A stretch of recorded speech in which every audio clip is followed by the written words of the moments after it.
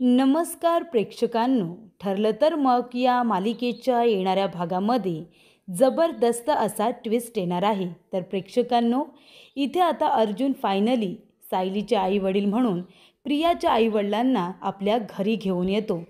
घरी घेऊन आल्यानंतर आता महिपत आणि नागराज या दोघांचा प्लॅन सक्सेसफुल झालेला असतो.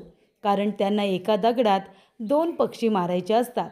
एकतर इथे आता अर्जुनची दिशाभूल करायची असते की बाबा सायलीचे आई वडील नक्की आहेत तरी कोण, आणि मग अर्जुन खऱ्या आईवडिलांपर्यंत पोचण्यापेक्षा इथे प्रियाच्या आईवडिलांपर्यंत पोचू दे.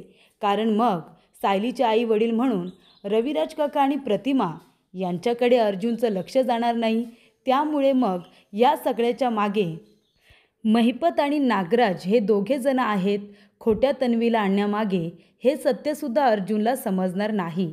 पण मात्र हे सगळं करत असताना प्रियाची बोलती मात्र बंद होणार. कारण प्रेक्षकांनो, इथे प्रिया ज्या पद्धतीने नागराज, महिपत आणि साक्षी यांना धमकावत असते की तुमचा व्हिडिओ व्हायरल करेन, तुमचा व्हिडिओ व्हायरल करेन, म्हणून इथे प्रियाची बोलती बंद करण्यासाठी नागराज आणि महिपतने दोघांनी मिळून प्रियाच्या खऱ्या आईवडिलांना शोधून काढलेलं असतं आणि त्यांना सायलीचे आईवडील म्हणून आता सगळ्यांच्या समोर आणलेलं असतं. पण प्रियाला तर माहिती आहे हे सायलीचे आईवडील नाही, तर हे माझे आईवडील आहेत. म्हणून इथे प्रिया तर आता गप्पच बसणार असते आणि त्यामुळे इथे महिपत आणि नागराज त्यांना हवं तसं आता प्रियाचा ते फायदा घेऊ शकतात. त्यांना हवं तसं ते प्रियाकडून आपलं काम करून घेऊ शकतात. त्यामुळे इथे नागराज आणि महिपत या दोघांनी मिळून इथे अर्जुनला प्रियाच्या खऱ्या आईवडिलांपर्यंत पोहोचवलेलं असतं. आणि इथे अर्जुन आता सायलीचे आईवडील म्हणून प्रियाच्या आईवडिलांना घेऊनसुद्धा आलेला असतो. पण प्रेक्षकांनो, इथे आता येणाऱ्या भागामध्ये खूप मोठी गडबड होणार असते. कारण प्रेक्षकांनो, इथे आता प्रियाची जी आई आहे श्रद्धा, ती इथे प्रियाला म्हणते की तुला काय वाटलं, सायलीचे आई वडील म्हणून आम्ही या घरामध्ये आलो असलो तरीसुद्धा माझी खरी मुलगी कोण आहे हे मला माहिती नाही आहे का?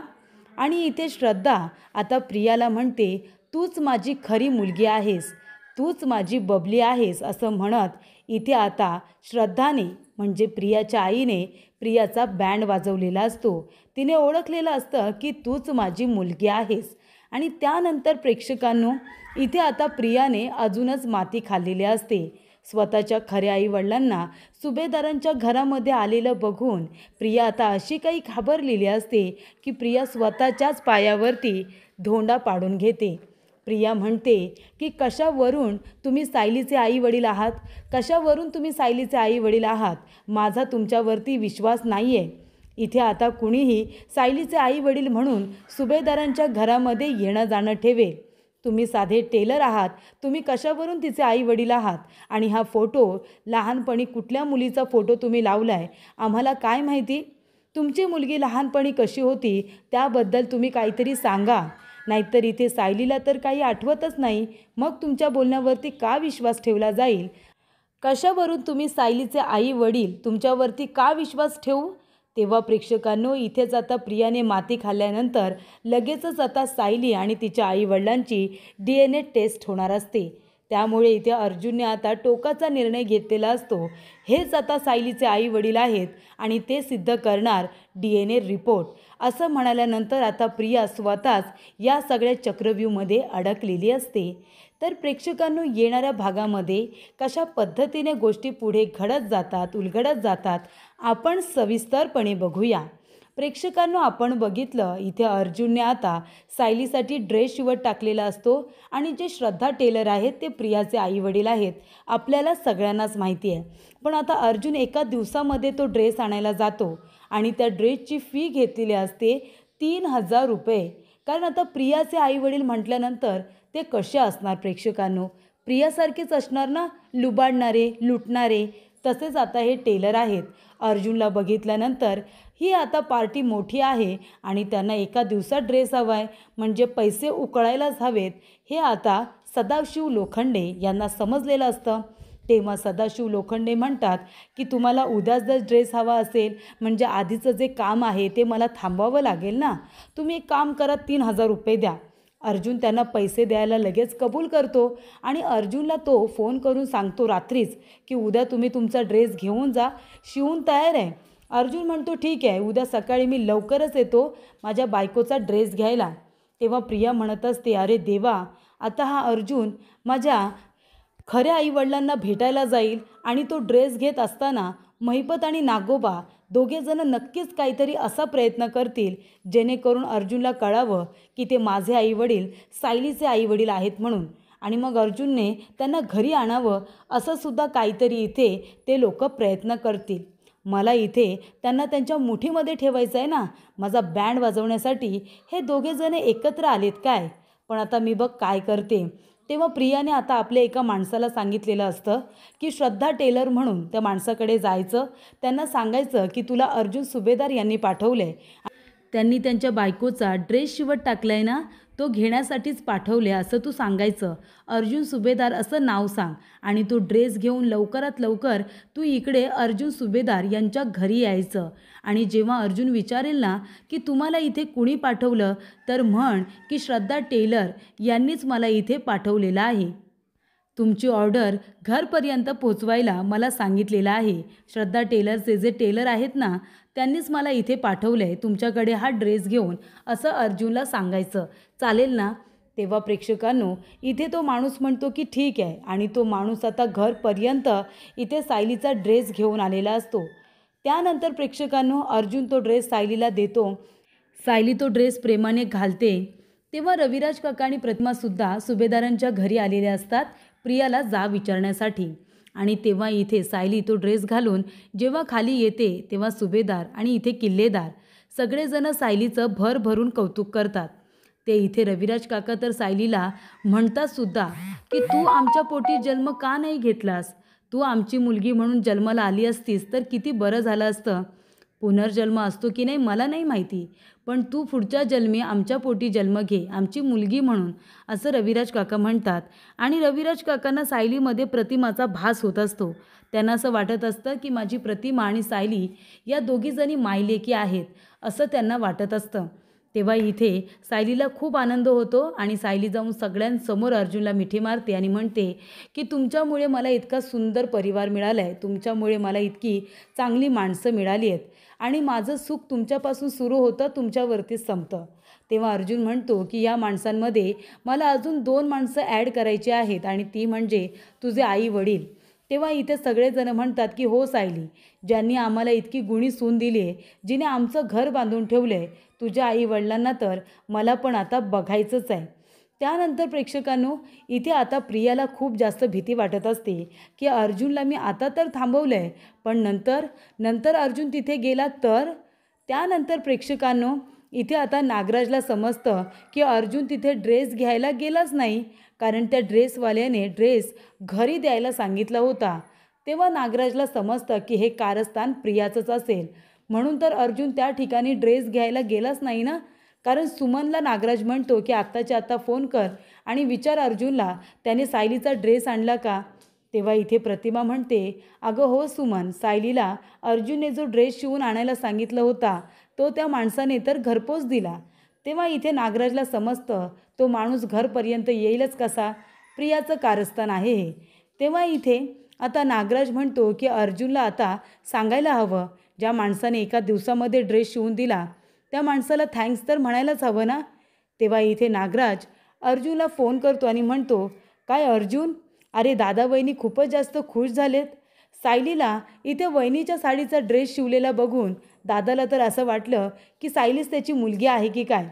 पण त्या माणसाने सुद्धा एका दिवसामध्ये ड्रेस शिवून दिला नाही का, मग त्याला तू थँक्स म्हणालास की नाही, त्याचंसुद्धा तू कौतुक करायला हवं होतंस ना. तेव्हा इथे अर्जुन म्हणतो, हो नागराज काका, मी तिथे जाणारच आहे, कारण त्या माणसाने घरपर्यंत ड्रेस दिला असला तरीसुद्धा त्याचे उरलेले पैसे मला द्यायचे आहेत. म्हणजे मी 1000 रुपये दिलेत, बाकीचे 2000 रुपये मी त्याला तिथे जाऊन देणारच आहे, त्यांनी घरपर्यंत ड्रेस दिला ना म्हणून. तेव्हा इथे आता अर्जुन घरी जाणार असतो पैसे द्यायला. ही गोष्ट नागराजला समजते. नागराज म्हणतो, अरे वा, एका ड्रेसची शिलाई 3000 रुपये. 3000मध्ये असे 2-3 ड्रेस आले असते, कारण प्रियाचे वडील आहेत म्हणजे लुटणारच ना, तो त्यांचा स्वभावच आहे. त्यानंतर इथे आता महिपत नागराजला म्हणतो की अर्जुन जाणार आहे त्या टेलरला पैसे द्यायला, आपण सुद्धा जाऊया तिथे आणि त्यांची मज्जा बघूया. तेव्हा इथे अर्जुन म्हणतो की बायको, आता मी त्या टेलरकडे जाणार आहे, त्याला त्याचे पैसे द्यायचे आहेत ना म्हणून. तेव्हा अर्जुन त्या ठिकाणी जातो आणि त्यांना पैसे देत असतो. तेवढ्यातच अर्जुनचं लक्ष जातं, समोरच इथे तो फोटो लागलेला असतो. अर्जुन म्हणतो, तो तुमचा फॅमिली फोटो आहे का? त्याच्यामध्ये ही मुलगी कोण आहे? तेव्हा इथे श्रद्धा म्हणते, म्हणजे प्रियाची आई, की ही तर मुलगी म्हणजे आमची आहे. लहानपणी ही मुलगी आमच्यापासून दूर झाली. 22 वर्ष झाली.